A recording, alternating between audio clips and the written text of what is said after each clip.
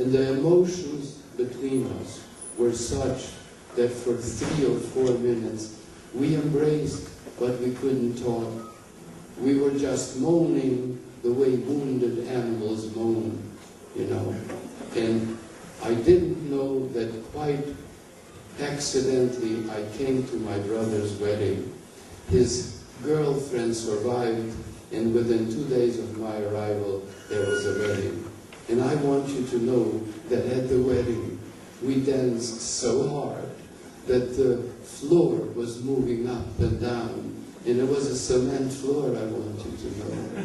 If you haven't seen it yet, them Jews, they dance hard, you know.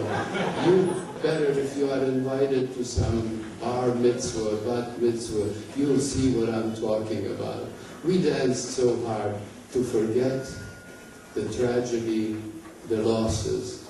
From my brother, I found out that my younger brother on the way to Auschwitz was killed by the Nazis. And I found out that virtually, other than a couple of cousins, we were the only survivors.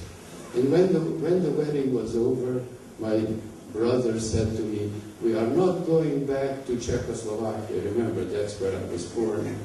Because we didn't want to live in the shadow. We didn't want to live with the memory of the tragedy. And my brother said to me, he heard that in America, the streets were paved with gold. I said, that's cool. It would be very nice to go to Brooklyn, do some mining on the streets of Brooklyn, and have a good time. But it wasn't so easy to get to America. The Nazis, the Germans, who made Jewish people suffer, got to America sooner than Holocaust survivors. So I waited in a refugee camp in Italy for 2.5 years to finally come to America.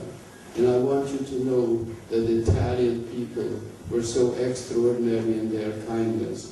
They were the only country in Europe that opened its doors and say, welcome, we don't care whether Jewish or not. And I became so grateful to Italian people.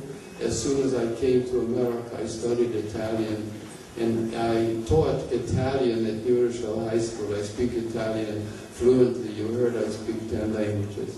But aside from teaching Italian, I fell in love with that culture.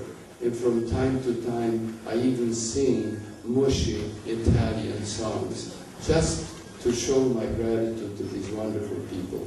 Well, by some incredible fortune, a total stranger sent me papers to come to America. February 16, 1948, I arrived in America. I was 21 years old, and I had a 4th grade education. You are already ahead of me. And I didn't know how to speak English, but I knew that I came to a place, America, where you can learn if you want to. And so I started actually in Brooklyn, PS 149. I was learning English at night, and I had a lovely Irish lady as the teacher. Mrs. McCaffrey was my English teacher, and she spoke Yiddish with an Irish brogue. You know, it's a wonderful lady. And she realized that refugees, immigrants, are not immediately established in the country. So she used to feed us every night when we came to class with wonderful porterhouse steaks, excellent steaks.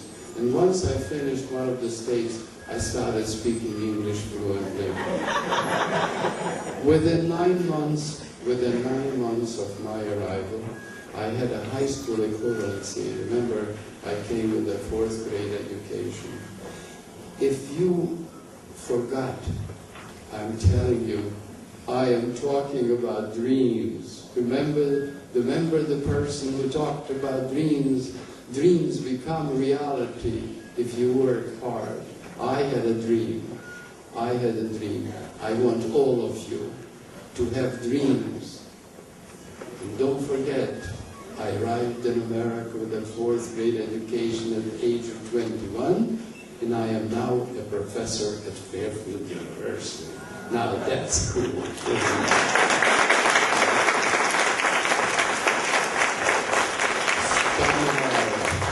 Study hard. Well, as I told you, somehow I worked so hard, and I succeeded because I was serious about it. Now, because we don't have so much time, I want to tell you about a Holocaust survivor. I have an identity. What is it? It is that I live constantly with a memory that I will never forget.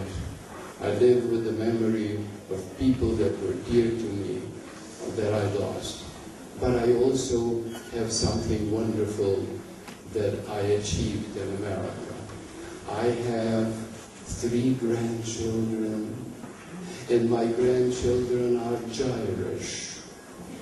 Jewish Irish, and I adore them nevertheless.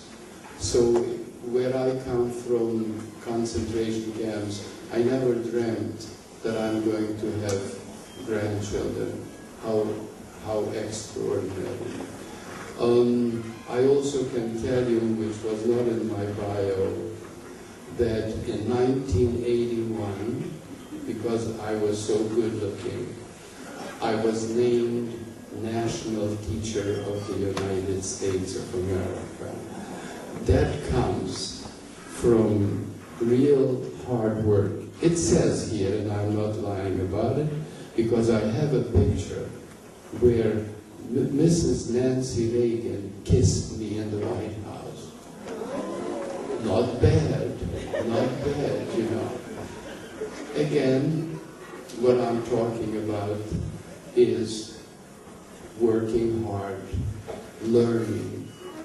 We talked today about the Holocaust, tragedies of the Holocaust, tragedies of slavery come from ignorance and from hatred. Make sure that you don't fall in that category. Study hard, learn from the books and learn from people, and learn that people can be noble and wonderful, and you can do it too. Now, I will continue from time to time to have memories that I would like to forget. Nevertheless, you are looking at a happy dude, you know. I'm okay, because this morning I got up and I came to your school, and I am a free human being. So I leave you with one very important message. Learn how to love each other. I speak 10 languages. Do you know why I learned 10 languages? Because I wanted to learn how to kiss 10 different cultures. To kiss 10 different.